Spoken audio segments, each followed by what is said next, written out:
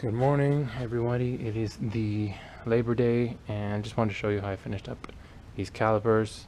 Ideally, you can just use 1 can of the paint and half a can of the clear, but I used a can and a half of the actual paint because I prepped every single side of the surface just to get rid of any rust and old residue. And but I actually applied a little bit more paint on the areas that are actually visible.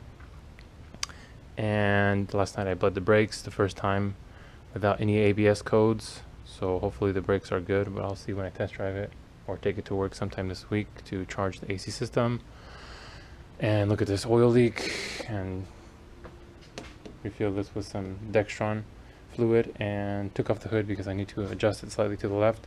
So what I'm going to do is enlarge these holes a little bit towards the driver's side, that way I can shift it over so I can make more clearance on this side because it's way too close to this right fender.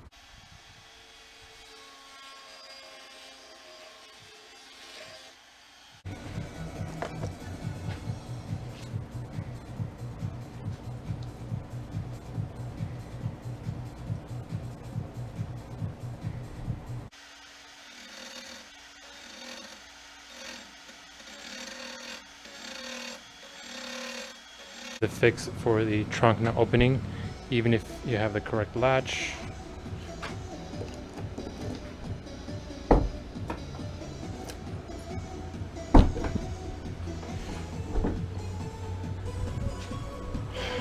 Then here you go on the inside, and it works as well from the pull.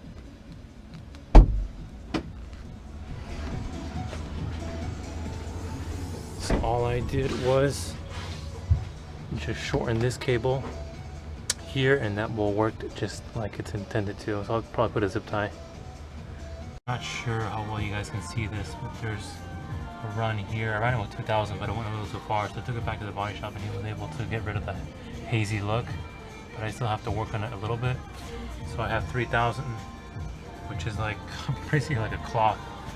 You rub your hand against it, you feel a little bit of the roughness, and then I'm gonna pass it over with a 2500. And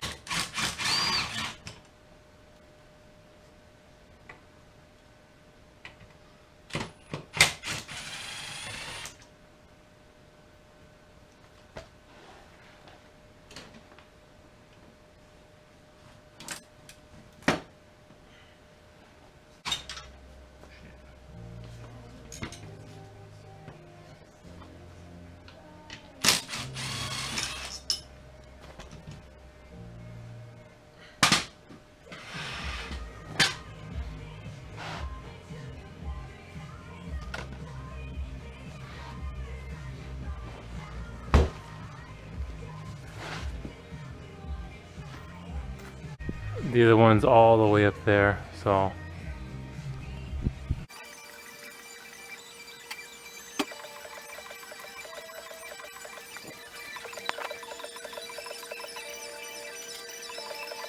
this is the one with the cap piston, which is the driver's side, which is why you can see the damage here on this bolster. And maybe they'll have to repad this, I don't know, it wasn't included in the quote. But my brother can ask him tomorrow when he drops them off in the morning. But it's hard to match the material because whoever got them redone, you can see the difference in the shading, and the material is slightly different, so maybe they can match it. But so another thing, I was trying to look up the original part number for the Japanese chassis and the American chassis on this positive terminal cover on the diagrams, but I couldn't find it, so I just typed in Toyota positive terminal cover. Then this came up. This is basically for a 97 and up 4Runner T100. And these covers would be nice to have in carbon fiber. If you wanted to buy that one, and even the one for the mirror, it'd probably be like 160 bucks plus shipping, which is probably come out to like 220, 230 to your door, which is pretty expensive. The convertible guy in Hong Kong used to make these, and they look pretty cool. Seen them for other cars. Interior is great. I guess one little concern is he curved this, and I'm pretty sure he curved the other side as well, but I think he probably thought that this was the driver's side, and it wouldn't make sense because this point right here swivels, so maybe he thought that it connected to here and that side connected to here. So I mean, if this was on that side, it would curve perfectly. But nonetheless, I mean, it looks good. Swivels just fine. This is cool. And one more thing is the seats, the brackets, the Recaro. I've seen two styles. The ones here, which are like square ended, which is kind of not really the best because the original ones are circular and fit the bolts perfectly. But then I've seen some on Yahoo Auctions where this is actually circular. So I don't know what happened to the, these are original Recaros or the circular ones are the original Recaros. I mean, this part is obviously Recaro and that is Recaro too because it has a sticker on there, but I don't know if anybody else has had this concern because some of the bolts, it's like you have to put extra washers just to make sure they fit because this is large and then this is like much larger. But anyway, all right, so taking a look at the seats, and it's kind of hard to see how well centered it is. I don't know if it's supposed to sit closer to the center console than it is to the door. But look here, these are SR2, these are SR3s, excuse me. And see how close it is? You have like 2 millimeters from the bolsters hitting the door. And there's actually SR2s, which are wider ones, which were apparently for the earlier model 6GCs, which is the ST205.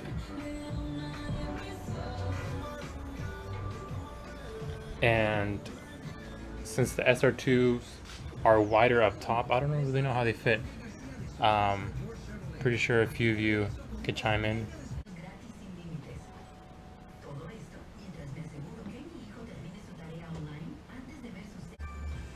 So I have about a finger and a half spacing between the top of the helmet and the roof, and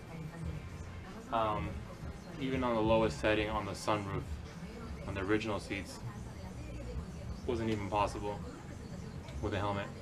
So a lot of people were complaining before, or had my friend told me that don't get these because they don't sit low enough, and if you want to go to the track you're gonna have to buy side rails, side Recaro rails, which drop the seat, I don't know, like half an inch.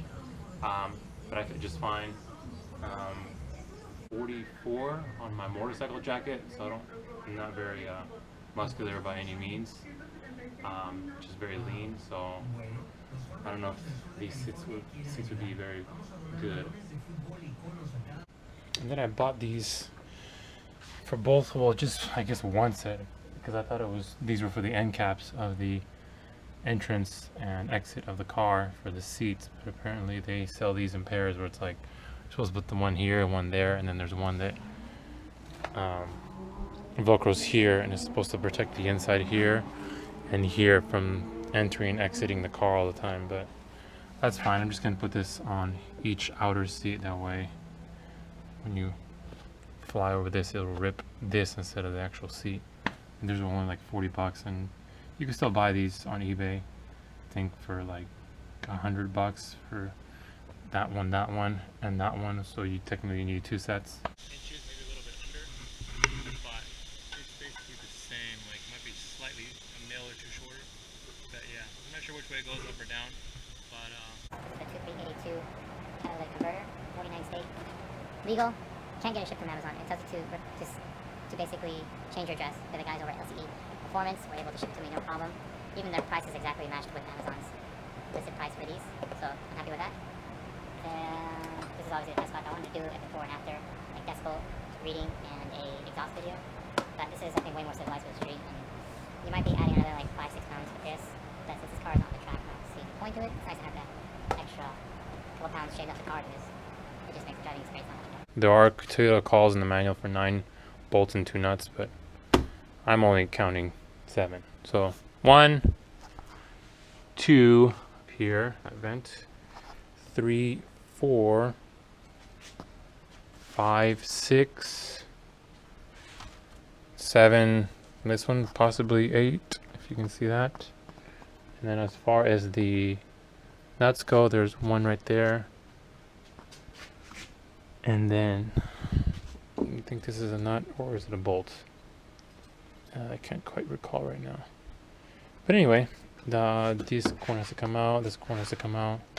This one bolts to here, but I undid it because it helps you swivel out. The problem I was having was this corner was budging up against the steering wheel tilt. I mean, if you would like to take out the steering wheel, you could. It's not necessary, but it will make it easier. Then the part down here, so this is one whole male connector here. So that's the part that I'll show you right now that you have to undo. It's actually right here. This guy right here. This is the one you have to undo from that bracket, which mounts right here. And then you can see this is the other body harness, and then the one that comes down into here through this one is actually part of the engine harness. So you can see what remains. You don't have to necessarily do this or this, but I am just doing, oh, that broken.